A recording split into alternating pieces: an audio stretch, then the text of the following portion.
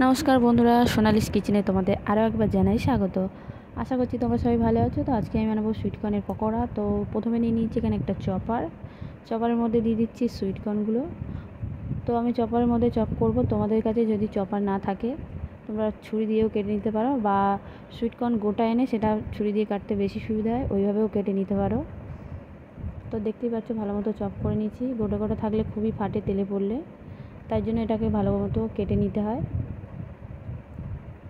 আর সুইটকর্নের পকোড়া খুবই ভালো খেতে হয়, অবশ্যই বাড়িতে একবার ট্রাই করো বন্ধুরা।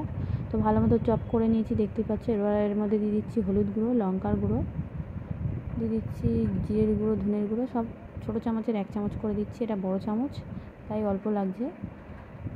আর দিয়ে দিলাম 1 চামচ বেসন, সাদা লবণ, দিয়ে দিচ্ছি ধনেপাতা কুচি, লঙ্কা কুচি, পেঁয়াজ কুচি আর একটু নারকেল কুচি।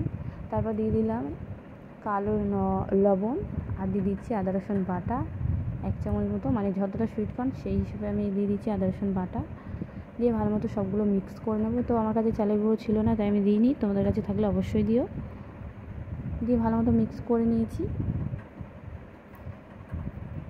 তারপর এদিকে বসিয়ে দিলাম একটা কড়াই, লো আঁচে ভাজা করব। এটা হাই ফ্লেমে ভাজার কোনো দরকার নেই, হাই ফ্লেমে ভাজলে খুবই তাড়াতাড়ি পুড়ে যায় আর ভালো খেতে হয় না। তাই লো ফ্লেমে ভাজলে বড়াগুলো খুবই ভালো খেতে হয়, পকোড়াগুলো। একবার ট্রাই করে দেখো বন্ধুরা, আমার তো খুবই ভালো লাগে। তো তোমরা যদি খেয়ে থাকো তো জানিও কেমন লেগেছে, বা যদি বাড়িতে বানাও কেমন লাগলো অবশ্যই কমেন্ট করে জানাবেন বন্ধুরা।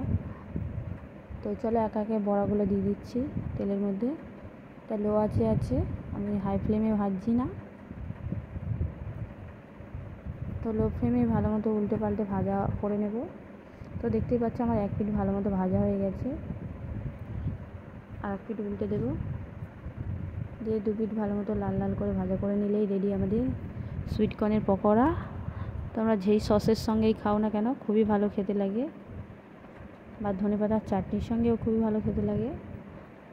অবশ্যই ট্রাই করো বন্ধুরা।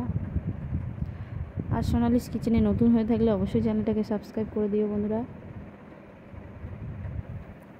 আর ভিডিওটি কেমন লাগলো অবশ্যই কমেন্ট করে জানাবেন। তো আমার পকোড়া ভাজা একদম কমপ্লিট। এবার একে একে সবগুলো তুলে নেব।